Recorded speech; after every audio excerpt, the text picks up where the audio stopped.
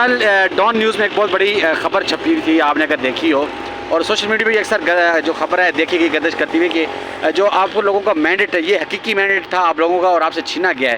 اب تو ایک بہت بڑے اخبارات بھی اس چیز کو اجاگر کرنا شروع کر دیے، تو کیا سمجھتے ہیں آپ کب تک اپنا مینڈیٹ واپس لینے جا رہے ہیں؟ دیکھیں جی، سب سے پہلے تو شرم آنی چاہیے ان تینوں اسلام آباد کے ناجائز مینیج کو، اور شرم آنی چاہیے ان اداروں کو جنہوں نے ان کو ناجائز طور پہ دن دہاڑے ڈکیتی کر کے الیکشن جتوایا ہے، کہ ایک آزاد ادارہ ہے پتن جس نے اپنی ایک آڈٹ کیا ہے تینوں حلقوں کا، اسلام آباد کا، میرے حلقے کا اس نے 87% پولنگ اسٹیشن کا آڈٹ کیا ہے، شعیب شہین صاحب کے انہوں نے 97% کا، اور علی بخاری کا کوئی 91 یا 92% کا، اور اس کے مطابق ہم تینوں امیدوار جو ہیں وہ بھاری اکثریت سے جیتے ہوئے ہیں اور ہمیں انہوں نے ہروا دیا ہے۔ تو یہ بیسیکلی جو ہمارا موقف ہے یا جو ہمارا دعویٰ ہے تینوں ایم این ایز کا اسلام آباد کا، کہ ہمیں اسلام آباد کی عوام نے عمران خان کے نام پر ہمیں جو ووٹ دیا تھا اور ہمیں بھاری اکثریت سے جتوایا تھا، ہمیں دن دہاڑے اسٹیبلشمنٹ نے ڈکیتی مار کے ہمارا الیکشن لوٹ کے، عوام کا مینڈیٹ لوٹ کے جو انہوں نے ہمیں ہروایا ہے، یہ ہمارے موقف کی تائید ہوئی ہے۔ میں شکریہ ادا کرتا ہوں پتن کا، اور میں شکریہ ادا کرتا ہوں ڈان نیوز کا کہ انہوں نے حق اور سچ جو ہے وہ قوم اور عوام کے سامنے لے کے آئے ہیں۔ آج ہماری ہیئرنگ تھی اسی کیس کی، لیکن یہ تینوں جو ناجائز ایم این اے ہیں نہ صرف خود پیش نہیں ہوئے بلکہ ان تینوں کے جو نمائندے پیش ہوئے تھے وہ بھی آئیں بائیں شائیں کرتے رہے اور ٹائم مانگتے رہے کورٹ سے کہ ہمیں آپ ٹائم دیں کہ ہم جو ہے وہ فارم 45 لا کے سبمٹ کروائیں۔ اور آج جج صاحب نے بڑے سخت آرڈر کیے ہیں، انہوں نے کہا کہ جس کسی نے بھی یہاں پہ کوئی جعلی ڈاکومنٹ پیش کیا، کوئی جھوٹا بیان الفی دیا، وہ جیل میں جائے گا، یا تو ایک پارٹی جیل میں جائے گی یا دوسری پارٹی جیل میں جائے گی۔ اور ہم بالکل خوش ہیں جج صاحب کے اس فیصلے سے۔ ہم اپنے فارم 45 میڈیا کے سامنے پیش کر چکے ہیں، قوم کے سامنے پیش کر چکے ہیں، ہم نے ہائی کورٹ کو بھی پیش کر دیے ہیں۔ اگر ہمارے فارم 45 جعلی ہیں، جھوٹے ہیں، تو بالکل ہمیں نہ صرف آپ جیل میں بھیجیں، ہمیں پھانسی کی سزا دیں۔ لیکن جو حقیقت ہے اور جو سچ ہے وہ یہی ہے کہ یہ تینوں ناجائز ایم این اے جھوٹے مینڈیٹ پہ بیٹھے ہوئے ہیں، جعلی فارم 45 پہ بیٹھے ہوئے ہیں۔ انشاءاللہ آپ دیکھیں گے یہ تینوں ایم این ایز اور ان کو جتوانے والے جو ان کے سہولت کار ہیں، آر او اسلام آباد، ڈی آر او اسلام آباد، یہ سارے بہت جلد جیل کی سلاخوں کے پیچھے ہوں گے جعلی فارم 45 بنانے کے جرم میں۔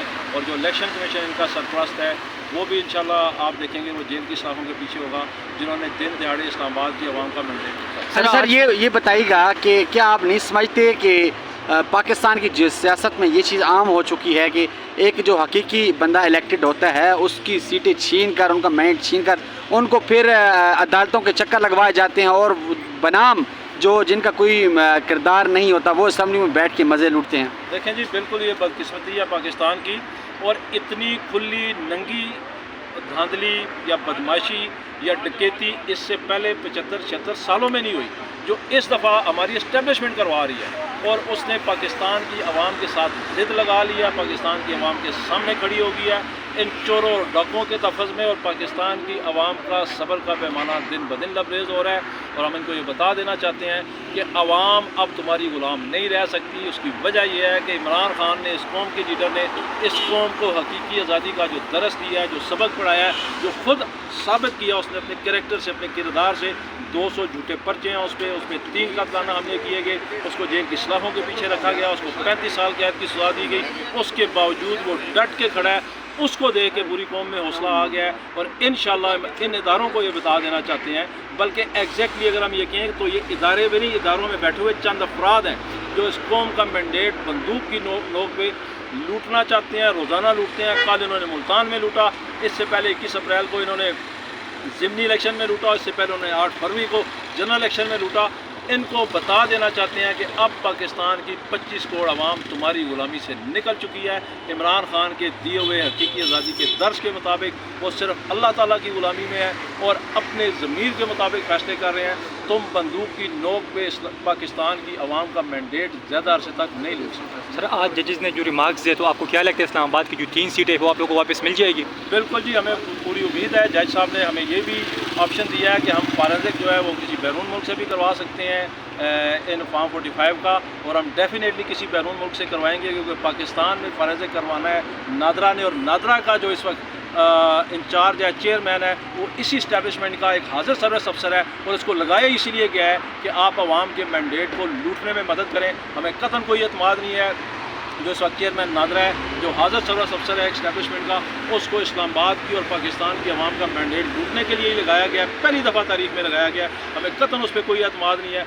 हम अदालत से रिक्वेस्ट करेंगे जब वक्त आएगा, इससे पहले तो एविडेंस होंगे, सारे लोग आएंगे, रिटर्निंग ऑफिसर आएगा, प्रिजाइडिंग ऑफिसर आएंगे, सीनियर प्रिजाइडिंग ऑफिसर आएंगे, सारे आके अपने बयानात देंगे और जिसने झूठा बयान अल्फी दिया, जिसने झूठा बयान दिया, वो सीधा जेल में जाएगा।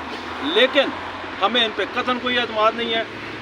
मैं इन सब को ये पैगाम देना चाहता हूँ कि तुम्हारी झूठी खुदाई का और झूठी हुक्मरानी का दौर ख़त्म हो चुका है। पाकिस्तान की अवाम अब तुम्हारी गुलामी से आज़ाद हो चुकी है। सर क्या लगता है कब तक फैसला आ जाएगा? देखिए, इसके लिए जो प्रोविजन है वो 180 दिन की है। 180 दिन के अंदर ट्रिब्यूनल जो है फैसला करने का पाबंद है, तो हमें उम्मीद है कि 180 दिन के अंदर फैसला आएगा। और ये बड़ा ब्लैक एंड वाइट केस है। आज जज साहब ने अपना माइंड डिस्क्लोज़ किया। उन्होंने कहा मेरे सामने 2 फॉर्म 45 हैं, एक जो नाजायज़ MNAs के हाथों में और एक जो हम हकीकी MNA जीते हुए हमारे हाथों में है। इनमें से एक सच्चा और एक झूठा है। उन्होंने ये फैसला करना है कि इनमें से सच्चा कौन सा है, झूठा कौन सा है।